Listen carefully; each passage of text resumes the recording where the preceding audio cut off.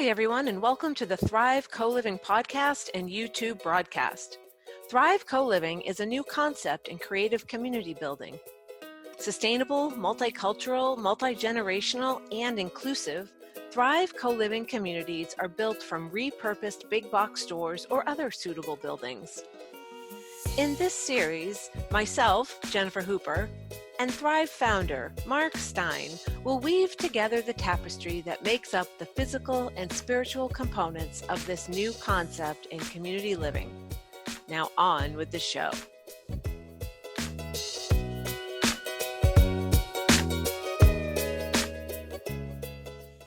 Hello and welcome to the Thrive Co-Living show. I've decided to call it a show instead of a broadcast. What do you think? Sure. I made that executive decision before we hopped online. My name is Jennifer Hooper, and I am here with Mark Stein, and we are the co-hosts of this show. Mark, how are you? I'm doing really well. Just got back down to St. Pete, so I'm very So today we are talking about mediation, and it's just the two of us. You are both the co-host and the guest. I Doing can do double that. duty. You could do that. Awesome. So, we've talked in a few of the past episodes, we've sprinkled in the topic of mediation a couple of times, but I think now is a great opportunity to take a deeper dive and let people know what you can do, what Thrive is planning on doing. And let's just start by explaining what mediation is. And you said before we even started recording that it's different from arbitration. So if you could explain those two terms, that would be a great place. Right, they're often used interchangeably, and they're not the same thing. So I'll start with arbitration. Arbitration is a process that allows two people to resolve their dispute using a neutral or a panel of neutrals who then render a decision after each side makes their case. Okay. So it's a win-lose process. Uh, both sides are not winning, and usually one side or both sides end up unhappy. So that's arbitration. And small claims court could also be considered a form of arbitration. You've got a judge who is making a decision, it's the arbitrator. So mediation is a voluntary, in almost all cases, confidential process that allows two or more parties to resolve their dispute in a mutually agreeable way using a third party, neutral third party mediator to facilitate an agreement between the parties. So, and I'll go into the process and how it works in a bit. But so mediation is a win-win process. Nothing happens in mediation that's not agreeable to the two or more parties. So the facilitator is working towards agreement. Okay, awesome. My brain is processing. I'm thinking about divorce mediators, and I'm like, does everybody win? But a judge will, if there is no agreement, then in that case, a judge would make a final decision. Is that right? Correct. Either Okay. on an issue or two, or if the whole thing falls apart, um, uh, on the entirety of it. But Okay. mediation is dramatically successful.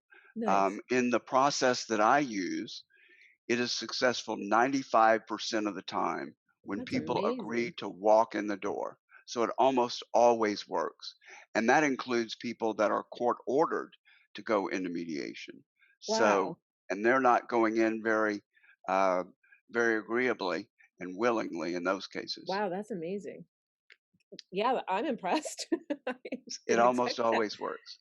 And it's So, because there's usually there's usually something in the middle that does work for both parties. So okay. that's why. And And is it's the it one of those process. things where each party tends to get myopic in their perspective and the mediator can have that objectivity to find that middle ground? Yes, that's part of it, and the skill of the mediator is definitely part Mm, of it, but it's mainly the process that really opens up dialogue and helps them find solutions. All of them find solutions where they would not ordinarily. wow, very cool. How did you get started in this business? You've been a mediator for quite some time, right? Yes, let's see, almost 40 years. Um, I know that it's You got hard to some mad believe. skills then. I You know must it's have hard to started when believe. you were 5. Right, I did. Yes. Actually, I am the oldest of 3 boys in a dysfunctional family, was a dysfunctional family, so I did mediate a Yeah, lot, I bet you did. um, amongst all of them, including my parents. So, um, so I was undergraduate, I was heading towards law school, and I went to Vanderbilt in Nashville. Decided once I was admitted into several law schools that I did not want to go, and that I would be one of those very unhappy lawyers, of which there are thousands, if not millions, out there. Right. But they get too invested in the education and don't feel like they can give it up. Right. So it also was right around the time of the movie Paper Chase and the book 1L. I don't know if you remember that, but it definitely talked me out of it, Oh, out no of kidding. going. And so I did some other things. I was involved in solar energy at the Oh, time. And then I discovered mediation in the community outside of Louisville in southern Indiana and a fledgling mediation program. And I started working with them, a not for profit. And we mediated community disputes, neighborhood, landlord tenant, mm. those sorts of things. And then also criminal cases, which sounds unusual to most people uh, Yeah. That when they hear it. surprised But me. for mostly property crimes, but some physical crimes, um, we would get the victim and offender together, again, voluntarily, and the victim got a chance to have their questions answered. The offender got a chance to explain the situation. Usually it was young first offenders, property Mm. crimes, and um, then the victim would be able to unload and say, "This is how it's affected me. My child still will not sleep in her bed after this has happened." Mm. Um, gives the offender a chance to apologize if they are remorseful. We never tried to force it.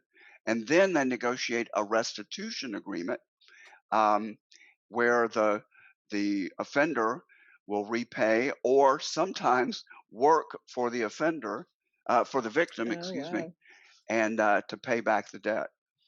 And the restitution in mediated cases is usually right around 90%, and it's Okay. more like 30% for court ordered restitution. So very successful. Wow. And it sort of builds a bond between the parties where usually they didn't know each other, where a bond had not, or a relationship had not existed, but usually builds a bond. Yeah. So Wow. it's pretty cool. That's a huge difference, 30% to 90%. It's all about approach and finding that middle ground. Wow. And personalizing the process so that the Mm. offender has some knowledge of these people. They're not just strangers in an empty house. They're other human beings just like they are. Wow, Exactly, that's awesome. and it's part of a broader concept that was actually created during the time I started doing it, and it's now pretty big. It's called a movement called restorative justice. Uh, our justice system is based more on retribution and punishment than Right. on restitution and reparation. So this restorative justice movement started, and victim offender mediation was a big part of that to Wow. try to restore all parties Yeah, and not just punish. that's brilliant. That's awesome. So I understand that you have written a book about mediation. Can you tell us about that? Sure. So back in '96, I wrote a how to, a very quick read, sort of along the lines of the 1 Minute Manager series, Oh, if you nice. remember that. Um, a how to on mediation. It takes two cases, a community case and an employment case, and walks the reader through the mediation process with Mm. those two cases. Oh, So, nice. um, Mm, nice little book. And I looked recently and it is still on Amazon. It's called Resolving Conflict Once and for All. awesome. And it was in '96. So if But it's anybody's still interested, applicable today.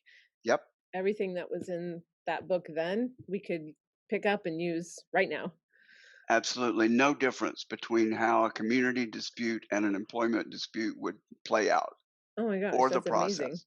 Yep. Oh, very cool. Let's see. Before we hopped online, you told me about a TV show that you were on, and I don't want to be the spoiler, so you tell us because I think it's kind of a big deal. Okay. It was pretty fun.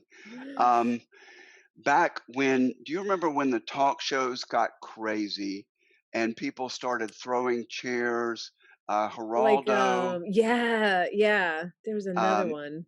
so yeah, Maury Mo- Povich, I think. yeah, No, yeah, some yeah. No, no, there was another one, and it then there was was really Donahue, but I don't think anyone threw no, no, he chairs was on very his show. civil. Anyway, Yeah. it was when they started going crazy. Um, I got invited to mediate the first cases on national TV on Oprah Winfrey show. Oh, And bruh. That's a yeah, big deal. yep, That's and actually amazing. it was a big deal because, um, that was the first episode when she had lost a lot of weight for the first time. I mean, she's done it now, she's done it 1,000 More than times. once, yeah. Yeah, same Uh, 20 pounds. But anyway, so there were a lot of people watching, and, nice. so I was asked to mediate 2 cases, 2 criminal cases, because that's Mhm. what I had done was doing at the time, and one was a carjacking case, and the other was a manslaughter case, where a man had killed the woman's husband, um, and the woman and the man who killed her husband met. So it was Oh, two cases, wow. and because of everything, I'll just tell you a little bit about it because it was kind of interesting and fun looking back on it, not at the time. But because the talk shows were getting out of hand, I did not want to be a witness or a bystander Mm. for something going crazy. So I got an agreement with the producer that I was there to mediate and to show the mediation process. And I had done dozens of even big presentations in front of large audiences where I pulled two people out of the audience and mediated a mock dispute Oh, okay. in about 10 minutes. So I had done it for audiences and thought it would be effective. So he said, "Yes, that's what I want you to do." I get there. My flight was canceled the night before. I fly right in to Chicago, go right to the set. They're just about ready to tape. And I had also gotten a guarantee that I could talk to Oprah before the show to sort of Mm. work things out. Here's what I Mhm. was going there to do. Well, evidently nobody gets to talk to Oprah. So I go on and we start the show, and this was the carjacking case. No, no, no. This was the the manslaughter case, and I'm knee to knee with this uh, woman whose husband had been killed by the man sitting at the other knee, Ooh. and so Oprah starts doing what she does, which is not mediation, and she starts antagonizing this guy who has killed this woman's husband, Mm. and he's vibrating next to me. I feel his heat and his leg jumping, and after what seemed like 10 minutes, it probably was just a minute, I said, "Excuse me, Oprah, but in mediation, we do this." And I started mediating. Mm. And I'll never forget. she's right over here off camera, flailing and silently cursing. What in the hell? Get this guy off of here. No Um, kidding. it was crazy. And I'm trying to mediate and hold it together. And it wasn't until the first commercial break that they unhooked me. I went and talked to her, and she said, and I said, this is what I was asked to do. Do you Mhm. want to do it? Would you like me to do it? She said, oh, I didn't know. So yeah, go ahead. And it smoothed out Oh gosh. after that. Then another You quick had to story. mediate Oprah. Oh, nobody mediates Oprah. Um, Second group comes on, and they're about they run these shows like they're live, where Mhm. just a period of the commercial break, and then they bring you back on. So there are about 20 people that swarm you, powdering you down, adjusting your Mhm. microphones, bringing the next group in. This was the carjacking case, and at the countdown of 6, the producer swoops in front of me, gets this close in front of me, and goes, "In this case, there's a discrepancy about the gun." And then 2, 1, and he's gone. So fortunately, I didn't have the expression on my face that I felt, which is, "What? What are you talking about?" Right, no kidding. And there was a big discrepancy about the facts, but in mediation, it really doesn't matter what the facts are. You can still have a resolution even if you don't agree on the facts. So we did resolve it. Okay. Afterwards, the producer came up and said, that was great. I really liked the way you and Oprah were pulling and tugging at each other like you did." And I said, if I weren't, to myself, Yeah. if I weren't a mediator, I would pop him. So Wow. it's Are kind of these crazy. show is this show, like, on YouTube somewhere? Like, can we go find it? I don't know. Love to I see used to that. have a short clip on a Yeah. mediation site, but I don't. Huh. I would I want suspect not. It was 90, 94, Oh, you never know. There's lots of old stuff out there. maybe Not that so. that's old, but, you know. Yeah. Google Mark Stein That's right, gets Oprah, killed by mediation. Oprah. Oh my gosh, that is such a great story. Yep, it was crazy. So, what are some of the other, maybe, unique or, unusual cases that you've mediated over the years? Yeah. Early on, when I was doing the criminal cases in rural southern Indiana, two of them stand out. And one of them was a little guy, and he had tried to kill a coworker. Not very seriously, but This it is why was I work alone. yeah. And Just he kidding. was a little skinny guy, and he Mhm. came in packing a pistol that was a long nose something and in a holster, and the barrel went down below his knee. So Oh my he's sort of a god. Don Knotts, Barney Fife kind of character, Yeah. swaggering into the mediation. And I said, we really don't allow guns in mediation. Wow. It's not a tool. And he very pleasantly took it and put it in his pickup truck, I'm sure. Oh, no kidding. Um, and then the other one that comes to mind uh, was the one that was the closest that really came to violence in mediation. And it was a dispute between a minister and his mother over property.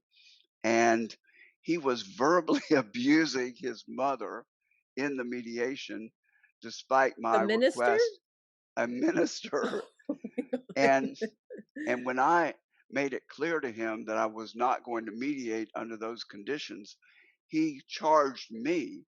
And Oh, no fortunately, kidding. I had a door to the hallway from my office, and I was able to give him the heave ho, and that was the end of Wow. that. So, out of 40 years of mediating, the closest I come to violence with anybody, especially myself, was a Was a minister. minister. So, go figure. But You've got then, some great stories, my goodness. oh, there. Yeah, lots of them. And I should point out that after I left that not for profit, I started a private mediation practice for about 25, 30 years. I still do some mediation, and mediated uh, business disputes, so commercial Mhm. business disputes, employment disputes, and divorce and custody Wow. disputes, and conducted some training really all over the world. So it was a pretty fun period. I don't mean to, I'm not laughing at you, but a little snout, a little nose might have popped up in the video. The dog is right here at my side. It's the He wants beauty to of make an Zoom. appearance on Thrive, the Thrive show. Hey, we're Um, we're pet friendly at Thrive, so I know, exactly. So bring him let's on. switch gears a little bit and talk more about Thrive and how you can imagine or how you're foreseeing mediation being an important part of that environment that you're creating. Right. So it doesn't take much imagination to think about the types of interpersonal conflicts that can arise when you get 50 to 100 families together in close quarters, especially during COVID, but even normally, there'll Yeah, be there'll be pet issues, right. um, there'll be noise issues, there'll be all sorts of things when you get that many personalities together. So I really think that mediation needs to be a cornerstone of the place. So what I envision is that we would offer training to anyone within the community who would like to get mediation training. And it's a couple of evenings to be Okay. able to do community types of disputes and then have people volunteer to resolve disputes within the community. So it doesn't Um, require a law degree or going to college. It really is just a little bit of time.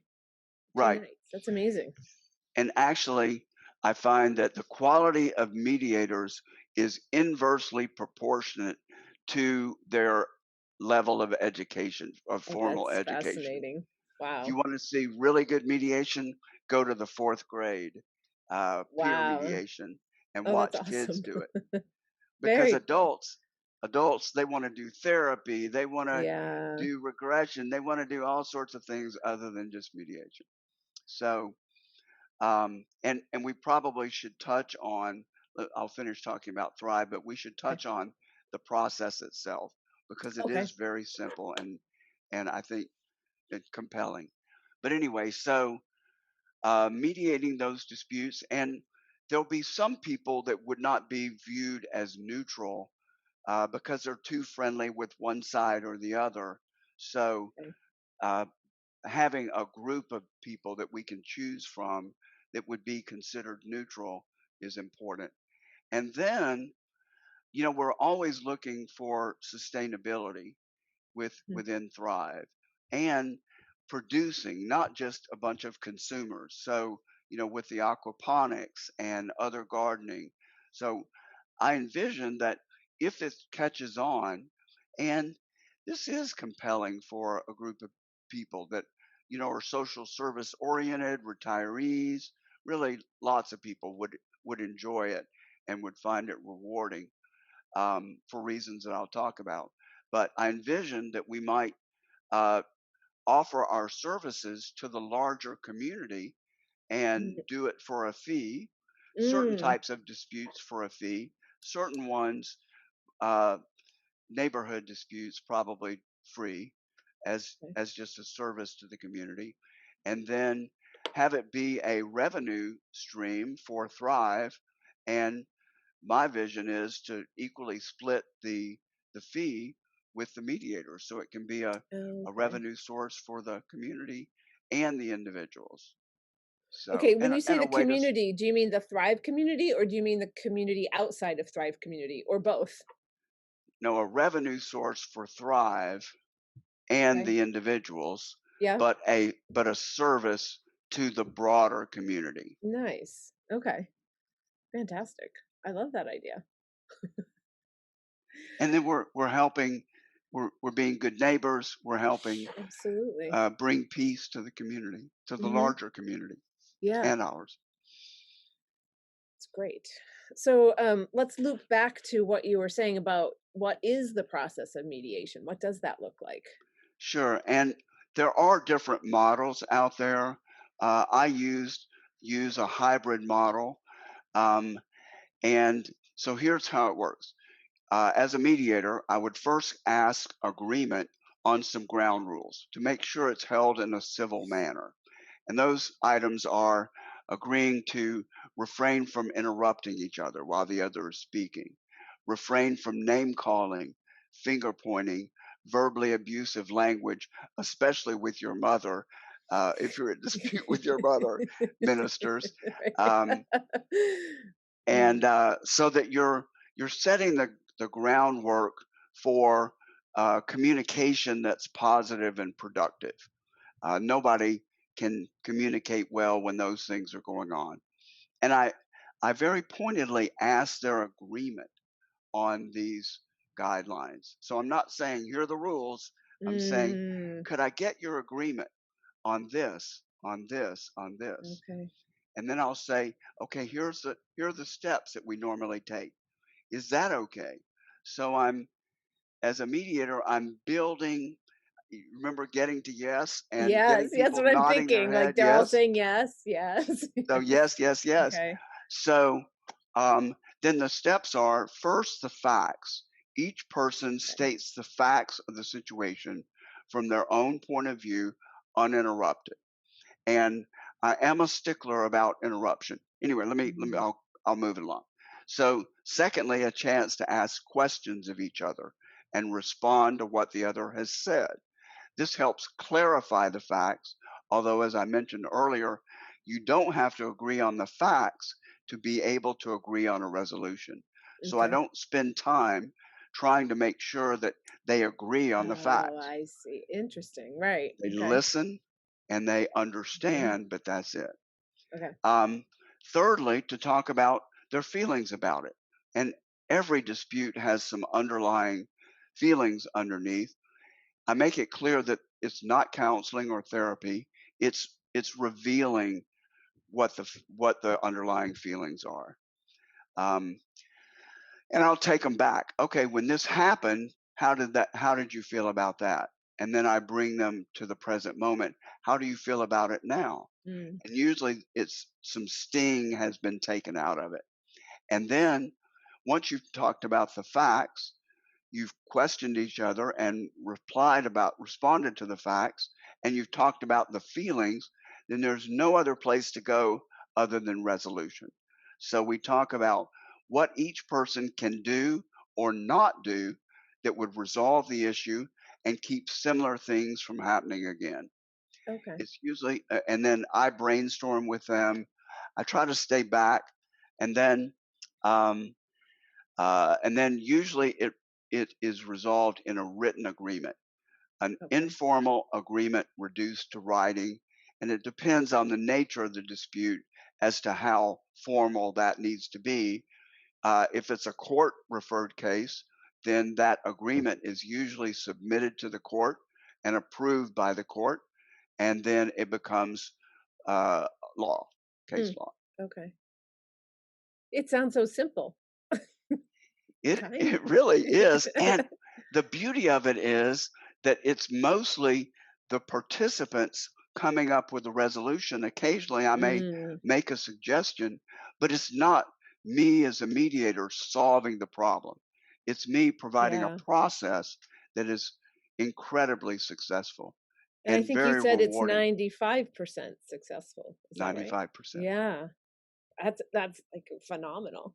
Amazing. And it feels so good. In fact, beginning mediators get hooked into it because it's like kumbaya time at the end, That's you know, and amazing. and there are some hugs and tears, and Oh, I'll wow. even see their faces brighten and Compared to ease when they up. walked in the door. Yep. So it's Oh, it's very rewarding. oh, that's awesome. Everyone should end a meeting with a little hug and kumbaya. especially these days, for Yeah, sure, in the middle of the exactly. Although we pandemic. can't hug, right? Right. We can't do that. Is there anything else that we haven't covered that you want to mention in this episode? I can't really think of it. I think we've covered it. Yeah, Um, I I love just all your vast experience, and I think you're right that this is very applicable to the Thrive community and offers a great service, great benefit.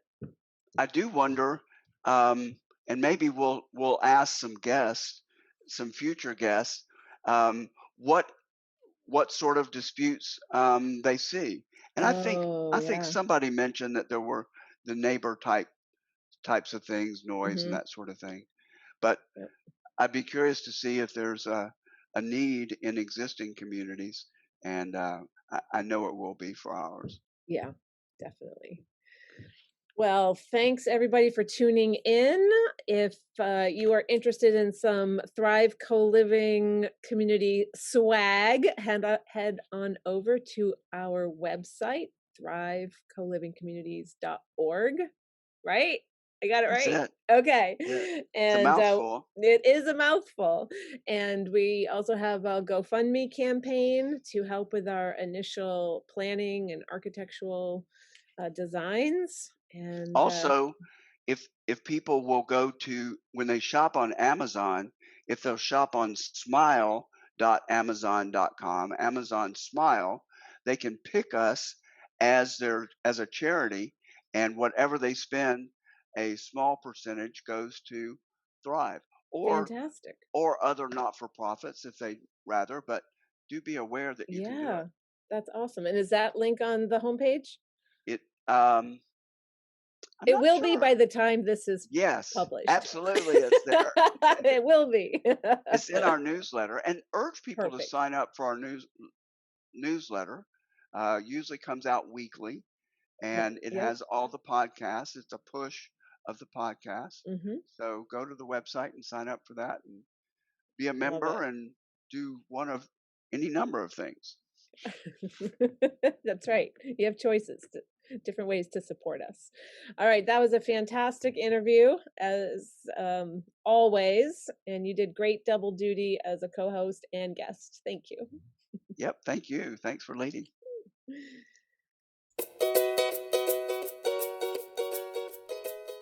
Thanks for joining us on this episode of the Thrive Co-Living podcast and YouTube broadcast. To discover more about our mission, activities, and how to find us on social media, please check out our website at thrivecolivingcommunities.org. There you can also learn how you can support this creative vision in community co-living. Thanks for tuning in. We'll be back soon.